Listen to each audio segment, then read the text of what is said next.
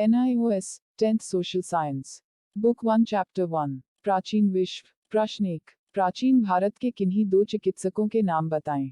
उत्तर, चरक तथा सुश्रुत प्राचीन भारत के दो चिकित्सक थे। प्रश्न 2, मनुष्य ने सबसे पहले किस धातु का प्रयोग किया। उत्तर, मनुष्य में सबसे पहले तांबा धातु का प्रयोग किया। प्रश्न 3, तांबा और पत्थर दोनों के प्रयोगों पर आधारित संस्कृति का नाम बताएं। उत्तर, तांबा और पत्थर दोनों के प्रयोग पर आधारित संस्कृति का नाम ताम्रपाषाण संस्कृति है। प्रश्न 4, उन नदियों के नाम बताएं जिनके बीच में मेसोपोटामिया की सभ्यता बसी थी। उत्तर, उन नदियों के नाम दजला और फरात हैं जिनके बीच मेसोपोटामिया की सभ्यता बसी थी। प्रश्न 5, भारत में सिंधु घाटी की सभ्यता के दो स्थलों के नाम बताएं। उत्तर, भारत में सिंधु घाटी की सभ्यता के दो स्थलों के नाम लोथल गुजरात और कालीबंगा राजस्थान हैं। प्रश्न 6, मानव विकास की नवीनतम अवस्था कौन सी है। उत्तर, मानव विकास की नवीनतम अवस्था होमो सैपियन है। प्रश्न 7, यूनान के दो महत्वपूर्ण नगर राज्यों के नाम लिखिए। उत्तर, यूनान के दो महत्वपूर्ण नगर राज्यों के नाम एथेंस और स्पार्टा है। प्रश्न 8, रोम किस नदी के तट पर बसा है। उत्तर, रोम टाइबर नदी के तट पर बसा है। प्रश्न 9, वैदिक उत्तर युग में लोगों की मुख्य आजीविका क्या थी। उत्तर, वैदिक उत्तर युग में लोगों की मुख्य जीविका कृषि थी। प्रश्न 10, वैदिक ब्राह्मणवाद के कर्मकांड और कुरीतियों का विरोध करने वाले दो धर्म कौन से थे। उत्तर, वैदिक ब्राह्मणवाद के कर्मकांड और कुरीतियों का विरोध करने वाले दो धर्म बौद्ध धर्म और जैन धर्म थे। प्रश्न 11, बौद्ध धर्म के संस्थापक कौन थे। उत्तर, बौद्ध धर्म के संस्थापक गौतम बुद्ध थे। प्रश्न 12, जैन धर्म के संस्थापक कौन थे। उत्तर, जैन धर्म के संस्थापक ऋषभ नाथ को माना जाता है। प्रश्न 13, मगध साम्राज्य के किस शासक का पश्चिम एशिया की यूनानी शासक एंटियोकस प्रथम से संपर्क था। उत्तर, मगध साम्राज्य के बिंदुसार शासक का पश्चिम एशिया के यूनानी शासक एंटियोकस प्रथम से संपर्क था। प्रश्न 14, रोम साम्राज्य कब और क्यों विभाजित हुआ। उत्तर, 395 ईसा तक बेहतर प्रशासन के लिए विशाल रोमन साम्राज्य को दो हिस्सों में बांट दिया गया। साम्राज्य का पूर्वी हिस्सा राजधानी बाइजेंटियम बर्बर हमलों के चलते पश्चिमी भाग के पतन के बाद भी बनी रही। सम्राट कॉन्स्टेंटाइन ने बाइजेंटियम को एक नया नाम कांस्टेंटिनोपल दिया। यह पूर्वी ऑर्थोडॉक्स का केंद्र और बाइजेंटाइन साम्राज्य की राजधानी बन गया। प्रश्न 15, महात्मा बुद्ध द्वारा दिए गए उपदेश के 4 सत्य बताएं। उत्तर, गौतम बुद्ध शिक्षा में 4 आर्य सत्य और अष्टांगिक मार्ग शामिल हैं। बुद्ध के अनुसार दुनिया दुख से भरी है। तृष्णा दुख का कारण है। तृष्णा पर जीत हासिल करने से दुख खत्म किया जा सकता है। यह आध्यात्मिक अष्टांगिक मार्ग पर चलकर प्राप्त किया जा सकता है, जिसमें सच्ची दृष्टि, सही उद्देश्य, सत्य वचन, सत्कर्म, सच्ची आजीविका, सद्प्रयास, सत्स्मृति और सद्मनन शामिल है। उन्होंने भोग विलास बिंदुओं से हटकर मध्य मार्ग पर चलने की शिक्षा दी। उन्होंने अपने अनुयायियों के लिए एक आचार संहिता चोरी नहीं करना एवं हत्या नहीं करना इत्यादि भी सूत्रबद्ध की। प्रश्न 16, अशोक का धम्म क्या है। अशोक के धम्म के सिद्धांत, विशेषताएं, मान्यताएं और आदर्शों की व्याख्या करें। उत्तर, अपनी प्रजावत्सलता और अहंकार रहित हृदय की उदारता तथा कृपालुता में अशोक विश्व के राजाओं में नितांत अकेला था और आज भी है। भारतीय इतिहास गगन में वह सर्वथा नित्य और सबसे अधिक चमकने वाला तारा है। अशोक की यह प्रशंसा उसके लोक कल्याण, धर्म भावना और नीति एवं उसके महान गुणों के कारण ही की जाती है। प्रारंभिक काल में अशोक का धर्म। कल्हण के अनुसार अशोक ब्राह्मण धर्म का अनुयायी था तथा हिंदू धर्म संस्कारों में उसकी गहरी आस्था थी। वह हिंसा का विरोधी नहीं था।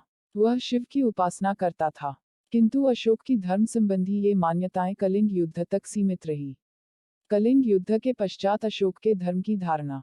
कलिंग युद्ध के बाद पश्चाताप की अग्नि से तप्त होकर अशोक ने अपने शिलालेखों में जिस धर्म की व्याख्या की है उसके आधार पर धर्म के लिए धम्म शब्द उत्कीर्ण होने के कारण सामान्यतया अशोक द्वारा बौद्ध धर्म अंगीकार करने की अनुभूति होती है।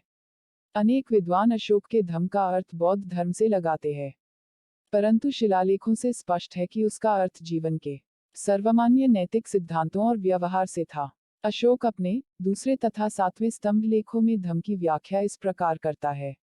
धर्म है साधुता, बहुत से अच्छे कल्याणकारी कार्य करना, कोई पाप न करना, मृदुता, दूसरों के प्रति व्यवहार में मधुरता, दया, दान तथा शुचिता।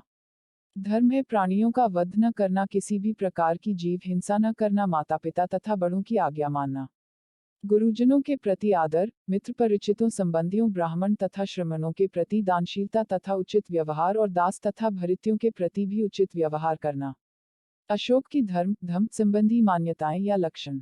बौद्ध ग्रंथ महावंश, दिव्यावदान, सुंगल विलासिनी तथा सिंगल, चीनी तिब्बती तथा इन देशों के यात्रियों फ्राहरान रेनसांग इत्सिंग द्वारा अशोक की धार्मिक मान्यताएं मात्र बौद्ध धर्म ग्रहण करने के कारण बौद्ध धर्म से प्रेरित दर्शाई गई है। अशोक के धर्म के प्रधान लक्षण पापहीनता, बहुकल्याण, आत्मनिरीक्षण, अहिंसा, सत्य बोलना, धर्म अनुशासन, धर्ममंगल, कल्याण, दान, शौच, संयम, भाव शुद्धि, कृतज्ञता, सहिष्णुता, बड़ों का आदर करना, नैतिक आचरण।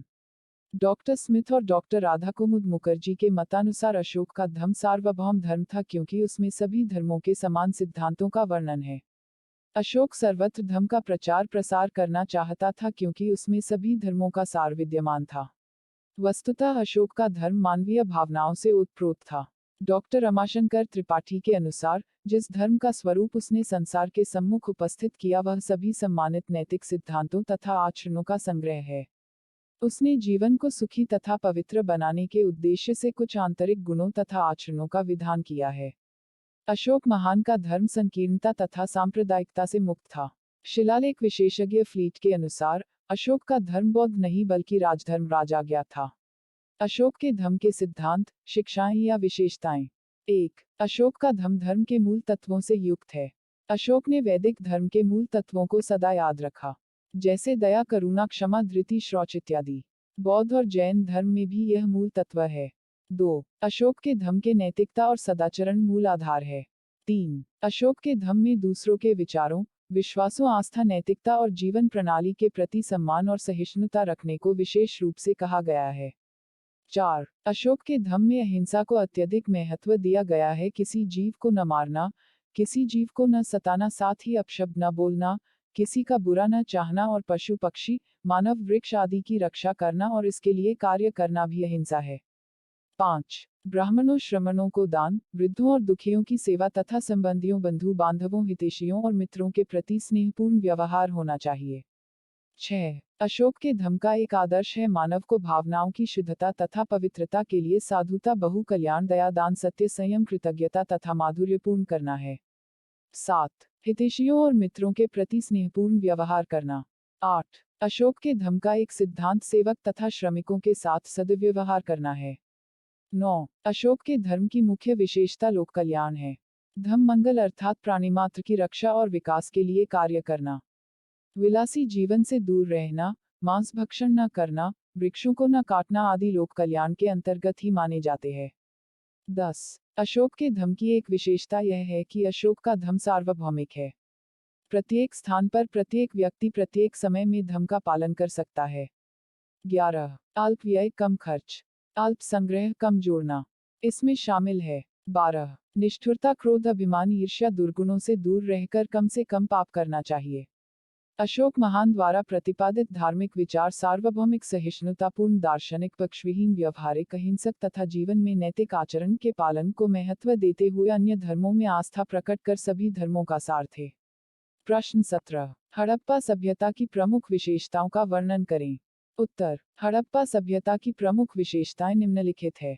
नगर निर्माण प्रणाली, सड़क निर्माण, ग्रिड पद्धति, भवन निर्माण, जल निकासी, सामाजिक जीवन, वर्ण व्यवस्था, खान पान एवं रहन सहन, मनोरंजन। हड़प्पा सभ्यता या सिंधु घाटी सभ्यता की कई विशेषताएं हैं जो इसे अन्य प्राचीन सभ्यताओं से अलग करती हैं, और इन विशेषताओं को कहीं ना कहीं हिंदू धर्म में आज भी देखा जा सकता है। इसकी सबसे बड़ी विशेषता है कि यह नगरीय सभ्यता थी।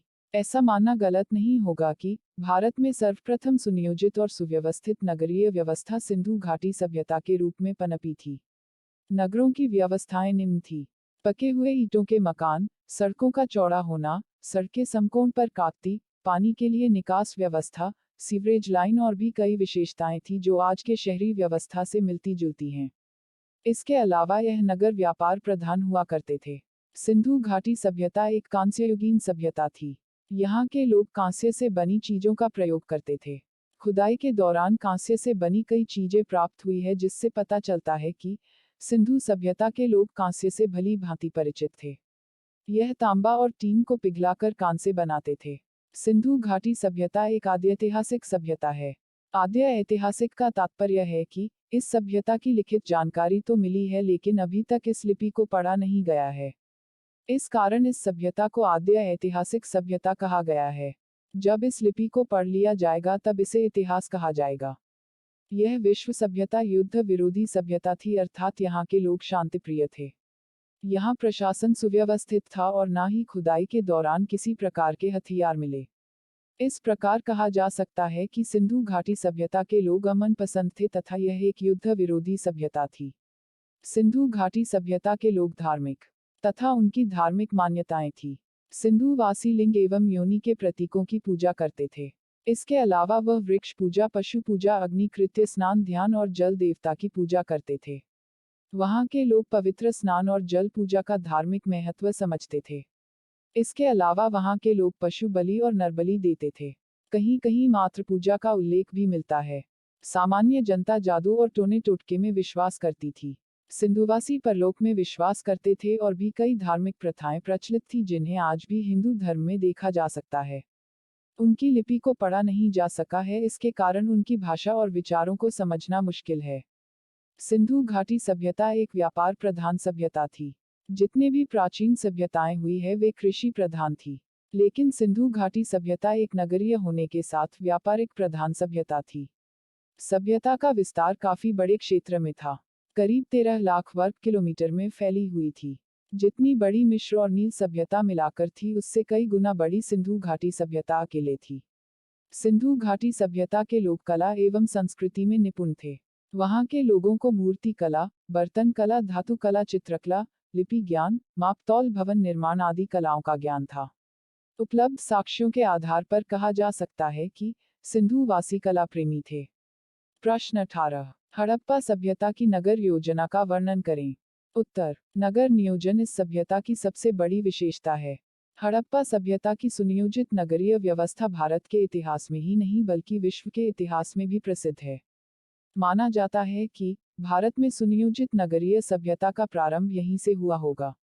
हड़प्पा सभ्यता में जो शहरी स्वरूप और नगरीय व्यवस्था देखने को मिलती है, ऐसी व्यवस्था किसी अन्य प्राचीन सभ्यता में देखने को नहीं मिलती।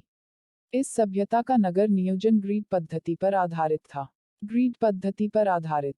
ग्रिड पद्धति वह पद्धति जिसमें सड़कें सीधी होती है एवं एक दूसरे को समकोण पर काटती है और किनारे किनारे और घर बनते हैं। देखने में यह किसी शतरंज की तरह लगता है। शहर को दो अलग अलग भागों में विभाजित किया गया था, एक पूर्वी नगर और दूसरा पश्चिमी नगर। मुख्यतः पश्चिमी नगर दुर्ग कहलाते थे। वे थोड़ी ऊंचाई पर बनाए जाते थे, जबकि पूर्वी नगर थोड़ी नीचे होते थे, जिस कारण उन्हें निम्न नगर कहा जाता था।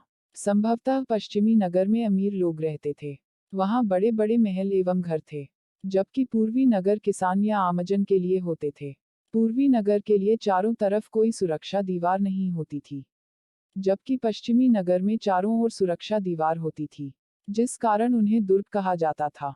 लेकिन इसी सभ्यता के एक स्थल धोलावीरा गुजरात में नगर 3 भागों में विभाजित मिला है। सड़क और नालियों की व्यवस्था। सड़कें भी 2 प्रकार की थी, एक मुख्य सड़क जो अत्यधिक चौड़ी लगभग 10 मीटर होती थी तथा एक गली की सड़क जो कम चौड़ी लगभग 3 मीटर होती थी। इसकी एक और विशेषता है कि घरों के मुख्य दरवाजे मुख्य सड़क पर नहीं खोले जाते थे बल्कि गली की सड़कों की ओर खोले जाते थे। लेकिन लोथल गुजरात एक ऐसा स्थल है जहां घरों के मुख्य दरवाजे मुख्य सड़क की ओर खुले मिले हैं। पीने की जल की व्यवस्था के लिए हर घर में एक कुआं था। उनके पीने के पानी की व्यवस्था होती थी। वही जल निकासी के लिए नालियां बनाई गई थी। यह भी इस सभ्यता की एक बड़ी विशेषता है कि यहाँ जल निकासी के लिए सुव्यवस्थित नालियां बनाई गई थी।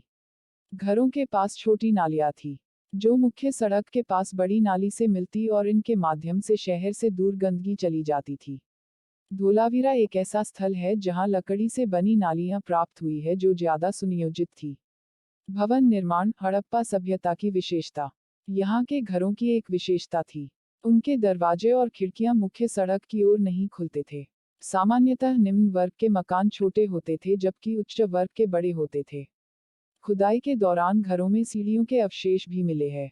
इससे पता चलता है कि घर 2 मंजिल के हुए होंगे। इस सभ्यता से कच्ची ईंट और पक्की ईंट दोनों का प्रमाण मिलता है। सामान्यतः कच्ची ईंटों से सुरक्षा दीवार और सड़कें बनाई जाती थी, जबकि पक्की ईंटों से भवन इत्यादि बनाए जाते थे, और यह ईंटें निश्चित अनुपात 4:2:1 में मिलती है। अधिकांश घरों के दरवाजे 3 या 4 फुट चौड़े होते थे। घरों में अलमारियां भी बनाई जाती थी। मुख्य दरवाजे के बाद खुला आंगन था, जिसके एक कोने में रसोई थी और उसके पास शौचालय भी थे। इस सभ्यता से सामूहिक भवन मिले हैं। सामूहिक भवन जहां समाज के लोग या शहर के लोग समारोह या उत्सव में भाग लेते थे, जैसे मोहनजोदड़ो का विशाल स्नानघर तथा विशाल अन्ना नगर जहां अन्न भंडार किया जाता था। इस प्रकार सिंधु घाटी सभ्यता के लोग आधुनिक शहरीकरण से परिचित थे। प्रश्न 19, कांस्य युग का वर्णन करें। उत्तर, कांस्य युग उस काल को कहते हैं जिसमें मनुष्य ने तांबे, ताम्र तथा उसकी रांगे के साथ मिश्रित धातु कांस्य का इस्तेमाल किया। इतिहास में यह युग पाषाण युग तथा लौह युग के बीच में पड़ता है। पाषाण युग में मनुष्य की किसी भी धातु का खनन कर पाने की असमर्थता थी। कांस्य युग में लोहे की खोज नहीं हो पाई थी और लौह युग में तांबा, कांसा और लोहे के अलावा मनुष्य कुछ अन्य ठोस धातुओं की खोज तथा उनका उपयोग भी सीख गया था। कांस्य युग की विशेषता यह है कि मनुष्य शहरी सभ्यताओं में बसने लगा और इसी कारण से विश्व की कई जगहों में पौराणिक सभ्यताओं का विकास हुआ। इस युग की एक और खास बात यह है कि विभिन्न सभ्यताओं में अलग अलग लिपियों का विकास हुआ, जिनकी मदद से आज के पुरातत्व शास्त्रियों को उस युग के बारे में महत्वपूर्ण तथ्य हासिल होते हैं। प्रश्न 20, प्राचीन मिस्र का वर्णन करें। उत्तर, मिस्र सभ्यता नील नदी के निचले हिस्से के किनारे केंद्रित पूर्व उत्तरी अफ्रीका की एक प्राचीन सभ्यता थी, जो अब आधुनिक देश मिस्र है। यह सभ्यता 3150 ईसा पूर्व के आसपास प्रथम फेरो के शासन के तहत ऊपरी और निचले मिस्र के राजनीतिक एकीकरण के साथ समाहित हुई और अगली 3 सदियों में विकसित होती रही। इसका इतिहास स्थिर राज्यों की एक श्रृंखला से निर्मित है, जो संबंधित अस्थिरता के काल द्वारा विभाजित है, जिसे मध्यवर्ती काल के रूप में जाना जाता है। प्राचीन मिस्र नवीन साम्राज्य के दौरान अपने चोटी पर पहुंचा, जिसके बाद इसने मंद पतन की अवधि में प्रवेश किया। इस उत्तरार्ध काल के दौरान मिस्र पर कई विदेशी शक्तियों ने विजय प्राप्त की और फेरो का शासन आधिकारिक तौर पर 31 ईसा पूर्व में तब समाप्त हो गया, जब प्रारंभिक रोमन साम्राज्य ने मिस्र पर विजय प्राप्त की और इसे अपना एक प्रांत बना लिया। प्राचीन मिस्र की सभ्यता की सफलता नील नदी घाटी की परिस्थितियों के अनुकूल ढलने की क्षमता से आंशिक रूप से प्रभावित थी। इस उपजाऊ घाटी में उम्मीद के मुताबिक बाढ़ और नियंत्रित सिंचाई के कारण आवश्यकता से अधिक फसल होती थी, जिसने सामाजिक विकास और संस्कृति को बढ़ावा दिया। संसाधनों की अधिकता के कारण प्रशासन ने घाटी और आसपास के रेगिस्तानी क्षेत्रों में खनिज दोहन, एक स्वतंत्र लेखन प्रणाली के प्रारंभिक विकास, सामूहिक निर्माण और कृषि परियोजनाओं का संगठन, आसपास के क्षेत्रों के साथ व्यापार और विदेशी दुश्मनों को हराने और मिस्र के प्रभुत्व को मजबूत करने का इरादा रखने वाली सेना को प्रायोजित किया।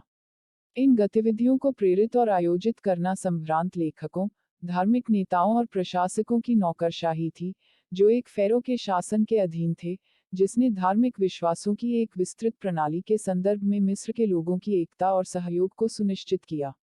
प्राचीन मिस्र के लोगों की कई उपलब्धियों में शामिल है उत्खनन, सर्वेक्षण और निर्माण की तकनीक, जिसने विशालकाय पिरामिड, मंदिर और ओबेलिस्क के निर्माण में मदद की। गणित की एक प्रणाली, एक व्यवहारिक और कारगर चिकित्सा प्रणाली, सिंचाई व्यवस्था और कृषि उत्पादन तकनीक, प्रथम ज्ञात पोत, मिस्र के मिट्टी के बर्तन और कांच प्रौद्योगिकी, साहित्य के नए रूप और ज्ञात सबसे प्रारंभिक शांति संधि। मिस्र ने एक स्थायी विरासत छोड़ी, इसकी कला और स्थापत्य को व्यापक रूप से अपनाया गया। इसकी प्राचीन वस्तुओं को दुनिया के दूसरे कोने तक ले जाया गया। इसके विशाल खंडहरों ने यात्रियों और लेखकों की कल्पना को सदियों तक प्रेरित किया।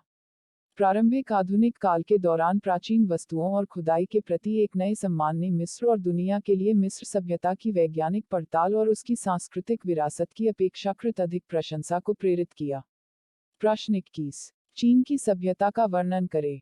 उत्तर, प्राचीनतम मानव सभ्यताओं में से एक, जो कि 5000 साल से विद्यमान है एवं जटिल है। इस राष्ट्र की सांस्कृतिक विविधता इसके क्षेत्र के अनुसार विविध है। चीन में कई समुदायों के लोग रहते हैं, जिनमें से हान की आबादी सर्वाधिक है। चीन में अधिकतर लोग नास्तिक है तथा कुछ बुद्ध के अनुयायी है। मंडारिन यहाँ की राष्ट्रीय भाषा है, जो कि मिंग सल्तनत की है। पुरातात्विक साक्ष्यों के आधार पर चीन में मानव बसाव लगभग 22.5 लाख साल पुराना है। चीन की सभ्यता विश्व की पुरातनतम सभ्यताओं में से एक है। यह उन गिने चुने सभ्यताओं में से एक है जिन्होंने प्राचीन काल में अपना स्वतंत्र लेखन पद्धति का विकास किया। अन्य सभ्यताओं के नाम हैं प्राचीन भारत, सिंधु घाटी सभ्यता, मेसोपोटामिया की सभ्यता, मिस्र सभ्यता और माया सभ्यता। चीनी लिपि अब भी चीन, जापान के साथ साथ आंशिक रूप से कोरिया तथा वियतनाम में प्रयुक्त होती है। प्रश्न 22। प्राचीन यूनानी सभ्यता का वर्णन करें। उत्तर। प्राचीन यूनानी सभ्यता उस संस्कृति को कहते हैं जो यूनान और उसके नज़दीकी क्षेत्रों में लगभग 8वीं शताब्दी ईसा पूर्व से लगभग 6ठी शताब्दी ईसा तक, यानी करीब 1200 वर्षों तक विस्तृत थी। आधुनिक पश्चिमी संस्कृतियों की सबसे गहरी जड़ इसी सभ्यता को माना जाता है, इसलिए पश्चिमी इतिहासकारों के लिए यूनानी सभ्यता हमेशा बहुत महत्वपूर्ण रही है। माना जाता है कि इस सभ्यता के बाद आने वाले रोमन साम्राज्य पर प्राचीन यूनान का गहरा असर था और उस साम्राज्य और संस्कृति के कई पहलुओं में यूनानी संस्कृति की छाप देखी जा सकती है। प्रश्न 23। रोमन साम्राज्य का वर्णन करें। उत्तर। यह यूरोप के रोम नगर में केंद्रित एक साम्राज्य था। इस साम्राज्य का विस्तार पूरे दक्षिणी यूरोप के अलावा उत्तरी अफ्रीका और अनातोलिया के क्षेत्र में था। फारसी साम्राज्य इसका प्रतिद्वंदी था जो फुरात नदी के पूर्व में स्थित था। रोमन साम्राज्य में अलग अलग स्थानों पर लातिनी और यूनानी भाषाएं बोली जाती थी और सन 130 में इसने ईसाई धर्म को राजधर्म घोषित कर दिया था। यह विश्व के सबसे विशाल साम्राज्यों में से एक था। यूं तो 5वीं सदी के अंत तक इस साम्राज्य का पतन हो गया था और इस्तांबुल, कॉन्स्टेंटिनोपल इसके पूर्वी शाखा की राजधानी बन गई थी, पर सन 1453 में उस्मानों, ऑटोमन तुर्क ने इस पर भी अधिकार कर लिया था। यह यूरोप के इतिहास और संस्कृति का एक महत्वपूर्ण अंग है। रोमन साम्राज्य रोमन गणतंत्र का परवर्ती था। ऑक्टेवियन ने जूलियस सीजर के सभी संतानों को मार दिया तथा इसके अलावा उसने मार्क एंटोनी को भी हराया, जिसके बाद मार्क ने खुदकुशी कर ली। इसके बाद ऑक्टेवियन को रोमन सीनेट ने ऑगस्टस का नाम दिया। वह ऑगस्ट सीजर के नाम से सत्तारूढ़ हुआ। इसके बाद सीजर नाम एक पारिवारिक उपनाम से बढ़कर एक पदवी स्वरूप नाम बन गया। इससे निकले शब्द ज़ार रूस में और कैज़र जर्मन और तुर्क आज भी विद्यमान हैं। गृहयुद्धों के कारण रोमन प्रांतों लीजन की संख्या 50 से घटकर 28 तक आ गई थी। जिस प्रांत की वफादारी पर शक था उन्हें साम्राज्य से सीधे निकाल दिया गया। डैन्यूब और एल्बे नदी पर अपनी सीमा को तय करने के लिए ऑक्टेवियन ऑगस्टस ने इलिरिया, मोएसिया, पेनोनिया और जर्मेनिया पर चढ़ाई के आदेश दिए। उसके प्रयासों से राइन और डैन्यूब नदियां उत्तर में उसके साम्राज्य की सीमा बन गईं। ऑगस्टस के बाद टाइबेरियस सत्तारूढ़ हुआ। वह जूलियस की तीसरी पत्नी की पहली शादी से हुआ पुत्र था। उसका शासन शांतिपूर्ण रहा। इसके बाद कैलिगुला आया, जिसकी सन 41 में हत्या कर दी गई। परिवार का एकमात्र वारिस क्लाउडियस शासक बना। सन 43 में उसने ब्रिटेन दक्षिणार्ध को रोमन उपनिवेश बना दिया। इसके बाद नीरो का शासन आया, जिसने सन 58 से 63 के बीच पार्थियनों फारसी साम्राज्य के साथ सफलतापूर्वक शांति समझौता कर लिया। वह रोम में लगी एक आग के कारण प्रसिद्ध है। कहा जाता है कि सन 64 में जब रोम आग में जल रहा था तो वह वंशी बजाने में व्यस्त था। सन 68 में उसे आत्महत्या के लिए मजबूर होना पड़ा। सन 68 से 69 तक रोम में अराजकता छाई रही और गृहयुद्ध हुए। सन 69 से 96 तक फ्लाव वंश का शासन आया। पहले शासक वेस्पेसियन ने स्पेन में कई सुधार कार्यक्रम चलाए। उसने कोलोसियम, एम्फीथिएटरम फ्लावियन के निर्माण की आधारशिला भी रखी। सन 96 से 180 के काल को 5 अच्छे सम्राटों का काल कहा जाता है। इस समय के राजाओं ने साम्राज्य में शांतिपूर्ण ढंग से शासन किया। पूर्व में पार्थियन साम्राज्य से भी शांतिपूर्ण संबंध रहे। हालांकि फॉसियों से आर्मेनिया तथा मेसोपोटामिया में उनके युद्ध हुए, पर उनकी विजय और शांति समझौतों से साम्राज्य का विस्तार बना रहा। सन 180 में कॉमोडोस, जो मार्कस ऑरेलियस का बेटा था, शासक बना। उसका शासन पहले तो शांतिपूर्ण रहा, पर बाद में उसके खिलाफ विद्रोह और हत्या के प्रयत्न हुए। इससे वह भयभीत हुआ और इसके कारण अत्याचारी बनता गया। सेरेवन वंश के समय रोम के सभी प्रांत वासियों को रोमन नागरिकता दे दी गई। सन 235 तक यह वंश समाप्त हो गया। इसके बाद रोम के इतिहास में संकट का काल आया। पूरब में फारसी साम्राज्य शक्तिशाली होता जा रहा था। साम्राज्य के अंदर भी गृहयुद्ध की सी स्थिति आ गई थी। सन 305 में कॉन्स्टेंटाइन का शासन आया।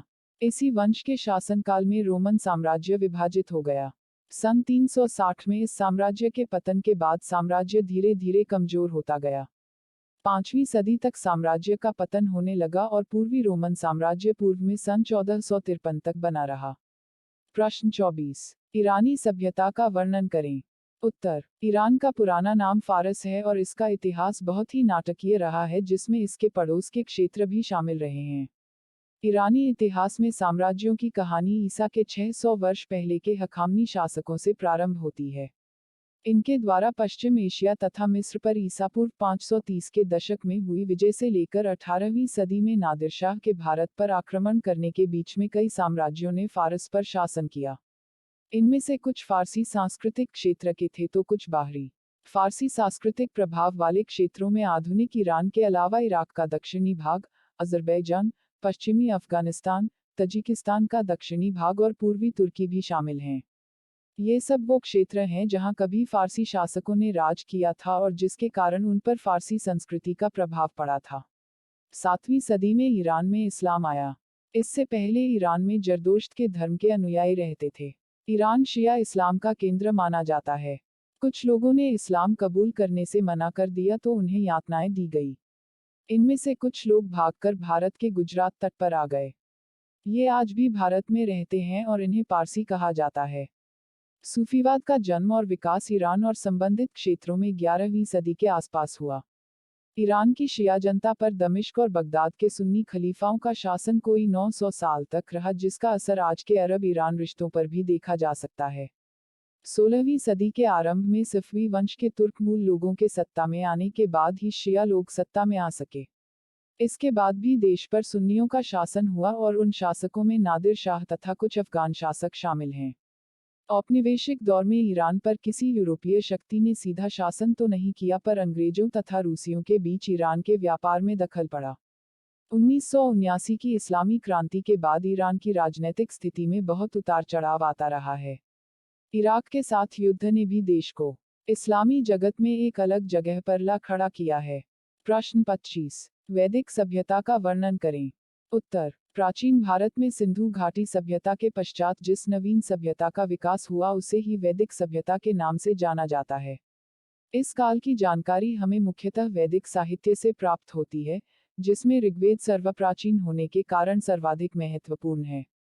वैदिक काल को ऋग्वैदिक या पूर्व वैदिक काल 1500 से 1000 ईसा पूर्व तथा उत्तर वैदिक काल 1000 से 600 बीसी में बांटा गया है। वैदिक काल या वैदिक युग लगभग 1500 से 500 बीसी शहरी सिंधु घाटी सभ्यता के अंत और उत्तरी मध्य गंगा में शुरू होने वाले एक दूसरे शहरीकरण के बीच उत्तरी भारतीय उपमहाद्वीप के इतिहास में अवधि है। वैदिक साहित्य जो इस अवधि के दौरान लिखे गए समकालीन जीवन का विवरण देने वाले प्रख्यात ग्रंथ हैं और साथ ही विश्व के प्राचीनतम ग्रंथ भी है, जिन्हें ऐतिहासिक माना गया है और अवधि को समझने के लिए प्राथमिक स्रोतों का गठन किया गया है। संबंधित पुरातात्विक अभिलेखों के साथ ये दस्तावेज वैदिक संस्कृति के विकास का पता लगाने और उस काल का अनुमान लगाने की अनुमति देते हैं। वेदों की रचना और मौखिक रूप से एक पुरानी हिंद आर्य भाषाएं बोलने वालों द्वारा सटीक रूप से प्रेषित की गई थी, जो इस अवधि के शुरू में भारतीय उपमहाद्वीप के उत्तर पश्चिमी क्षेत्रों में चले गए थे। वैदिक समाज पितृसत्तात्मक था। आरंभिक वैदिक आर्य पंजाब में केंद्रित एक कांस्य युग के समाज से थे, जो कि राज्यों के बजाय जनजातियों में संगठित थे। इनका मुख्य रूप से जीवन देहाती था। 1500 से 1300 ईसा पूर्व वैदिक आर्य पूर्व में उपजाऊ पश्चिमी गंगा के मैदान में फैल गए और उन्होंने लोहे के उपकरण अपना लिए, जो जंगल को साफ करने और अधिक व्यवस्थित कृषि जीवन के लिए उपयोगी थे।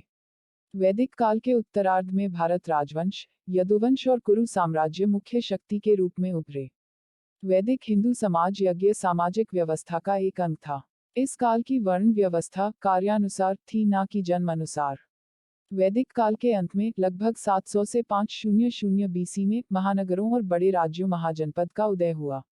इसके साथ साथ श्रमण परंपरा, जैन धर्म और बौद्ध धर्म सहित में वृद्धि हुई, जिसने वैदिक परंपराओं को चुनौती दी। वैदिक संस्कृति के चरणों से पहचानी जाने वाली पुरातात्विक संस्कृतियों में 4 मुख्य है।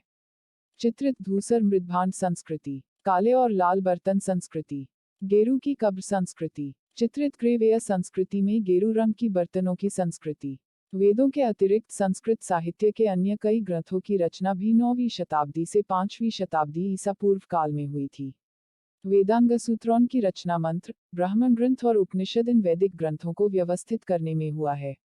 रामायण, महाभारत और पुराणों की रचना हुई जो इस काल का ज्ञान प्रदायी स्रोत माना गया है। अनंतर चारवाक तांत्रिकों, बौद्ध और जैन धर्म का उदय भी हुआ।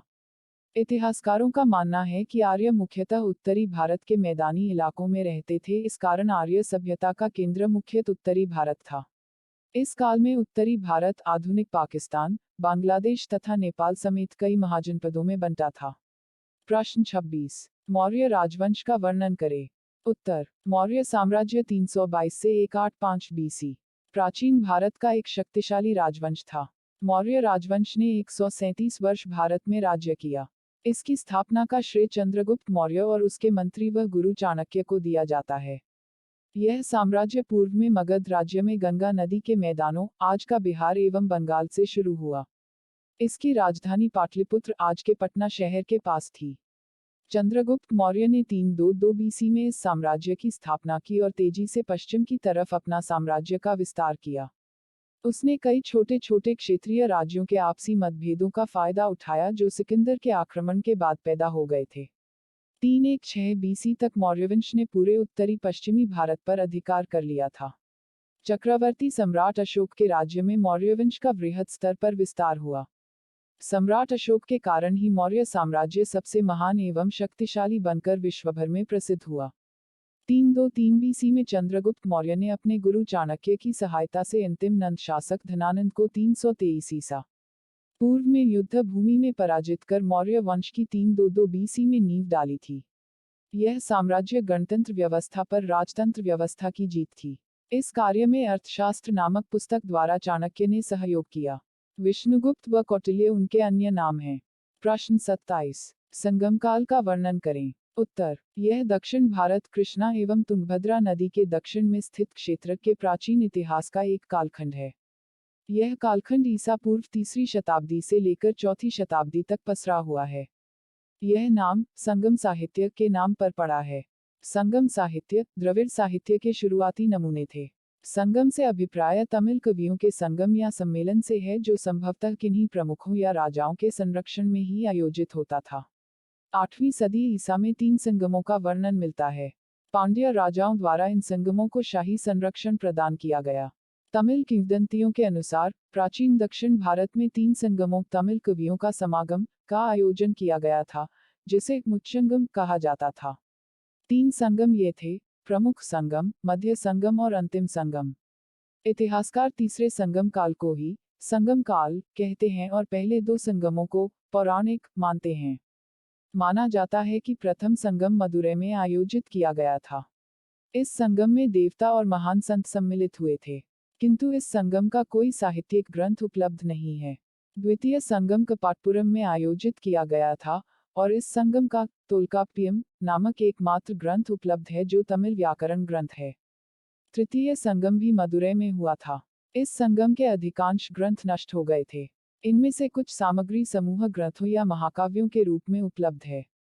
600 बीसी से 300 बीसी के बीच की अवधि तमिलकम में पांड्य, चोल और चेर के 3 तमिल राजवंशों और कुछ स्वतंत्र सरदारों वेलिर का शासन था। प्रश्न 28। कुषाण वंश का वर्णन करें। उत्तर, कुषाण वंश प्राचीन भारत के राजवंशों में से एक था। कुषाण वंश के संस्थापक कुजुल कदफिसिस था। कुछ इतिहासकार इस वंश को चीन से आए युची या युएझी लोगों के मूल का मानते हैं। सम्राट कनिष्क भारत में आकर यहाँ की बौद्ध संस्कृति का हिस्सा बन गए। भारत में सर्वप्रथम भगवान बुद्ध की मूर्तियों का निर्माण कुषाण काल में ही हुआ। इसमें गांधार व मथुरा शिल्पकला का उदय कुषाण काल में ही हुआ। सर्वाधिक प्रामाणिकता के आधार पर कुषाण वंश को पश्चिम चीन से आया हुआ माना गया है। लगभग 2री शताब्दी ईसा पूर्व के मध्य में सीमांत चीन में युएझी नामक कबीलों की एक जाति हुआ करती थी जो कि खानाबदोशों की तरह जीवन व्यतीत किया करती थी। इसका सामना ह्युग्नु कबीलों से हुआ जिसने इन्हें इनके क्षेत्र से खदेड़ दिया। ह्युग्नु के राजा ने ह्यूची के राजा की हत्या कर दी। ह्यूची राजा की रानी के नेतृत्व में ह्यूची वहां से ये पश्चिम दिशा में नई जगह की तलाश में चले। रास्ते में ईली नदी के तट पर इनका सामना वुन नामक कबीलों से हुआ। हून इनके भारी संख्या के सामने टिक न सके और परास्त हुए। ह्यूची ने उनके ऊपर अपना अधिकार कर लिया। यहाँ से ह्यूची दो भागों में बंट गए। ह्यूची का जो भाग यहाँ रुक गया वो लघु ह्यूची कहलाया और जो भाग यहाँ से और पश्चिम दिशा में बढ़ा वो महान ह्यूची कहलाया। महान ह्यूची का सामना शिकों से भी हुआ। शिकों को इन्होंने परास्त कर दिया और वे नए निवासों की तलाश में उत्तर के दर्रों से भारत आ गए। ह्यूची पश्चिम दिशा में चलते हुए एक्सास नदी की घाटी में पहुंचे और वहां के शांतिप्रिय निवासियों पर अपना अधिकार कर लिया। संभवतः इनका अधिकार बैक्ट्रिया पर भी रहा होगा। इस क्षेत्र में वे लगभग 10 वर्ष ईसा पूर्व तक शांति से रहे। चीनी लेखक फान ये ने लिखा है कि यहाँ पर महान ह्यूची 5 हिस्सों में विभक्त हो गए। स्यूमी, कुई-शुंग तथा सुआग्म। बाद में कुई-शुंग ने क्यू-तिसीक्यों के नेतृत्व में अन्य 4 भागों पर विजय पा लिया और क्यू-तिसीक्यों को राजा बना दिया गया। क्यू-तिसीक्यों ने कई साल तक शासन किया। उसके बाद उसके पुत्र यैन काओटेन ने शासन संभाला। उसने भारतीय प्रांत तक्षशिला पर विजय प्राप्त किया। चीनी साहित्य में ऐसा विवरण मिलता है कि यैन काओटेन ने हेन चाओ चीनी भाषा में, जिसका अभिप्राय है बड़ी नदी के किनारे का प्रदेश, जो संभवतः तक्षशिला ही रहा होगा। यहाँ से कुई-शुंग की क्षमता बहुत बढ़ गई और कालांतर में उन्हें कुषाण कुस्या खस कहा गया। प्रश्न 29। गुप्त राजवंश या गुप्त साम्राज्य का वर्णन करें। उत्तर। गुप्त राजवंश या गुप्त साम्राज्य लगभग 275 से 550 ईस्वी प्राचीन भारत का एक हिंदू साम्राज्य था, जिसने लगभग संपूर्ण भारतीय उपमहाद्वीप पर शासन किया। इतिहासकारों द्वारा इस अवधि को भारत का स्वर्ण युग माना जाता है। मौर्य वंश के पतन के बाद दीर्घकाल में हर्ष तक भारत में राजनीतिक एकता स्थापित नहीं रही। कुषाण एवं सातवाहनों ने राजनीतिक एकता लाने का प्रयास किया। मौर्योत्तर काल के उपरांत 3री शताब्दी ईस्वी में 3 राजवंशों का उदय हुआ, जिसमें मध्य भारत में नागशक, दक्षिण में वाकाटक तथा पूर्वी में गुप्त वंश प्रमुख हैं। मौर्य वंश के पतन के पश्चात नष्ट हुई राजनीतिक एकता को पुनः स्थापित करने का श्रेय गुप्त वंश को है। गुप्त साम्राज्य की नींव 3री शताब्दी के चौथे दशक में तथा उत्थान 4वीं शताब्दी की शुरुआत में हुआ। गुप्त वंश का प्रारंभिक राज्य आधुनिक उत्तर प्रदेश और बिहार में था। साम्राज्य के पहले शासक चंद्रगुप्त प्रथम थे, जिन्होंने विवाह द्वारा लिच्छवी के साथ गुप्तों को एकजुट किया। उनके पुत्र प्रसिद्ध समुद्रगुप्त ने विजय के माध्यम से साम्राज्य का विस्तार किया। ऐसा लगता है कि उनके अभियानों ने उत्तरी और पूर्वी भारत में गुप्त शक्ति का विस्तार किया और मध्य भारत और गंगा घाटी के कुलीन राजाओं और उन क्षेत्रों को वस्तुतः समाप्त कर दिया जो तब गुप्त के प्रत्यक्ष प्रशासनिक नियंत्रण में आ गए थे। साम्राज्य के तीसरे शासक चंद्रगुप्त द्वितीय या विक्रमादित्य रहे। शौर्य का सूर्य उज्जैन तक साम्राज्य का विस्तार करने के लिए मनाया गया, लेकिन उनका शासनकाल सैन्य विजय की तुलना में सांस्कृतिक और बौद्धिक उपलब्धियों से अधिक जुड़ा हुआ था। उनके उत्तराधिकारी कुमारगुप्त, स्कंदगुप्त और अन्य ने धुनास हैफथल वासियों की एक शाखा पर आक्रमण के साथ साम्राज्य के क्रमिक निधन को देखा। 6ठी शताब्दी के मध्य तक, जब राजवंश का अंत हुआ, तो राज्य एक छोटे आकार में घट गया था। प्रस्तुति समापन। आपका धन्यवाद। Disclaimer. This notes has been made after a lot of research, yet the accuracy of the answers may vary. The author assumes no responsibility or liability for any errors or omissions in the content of this notes.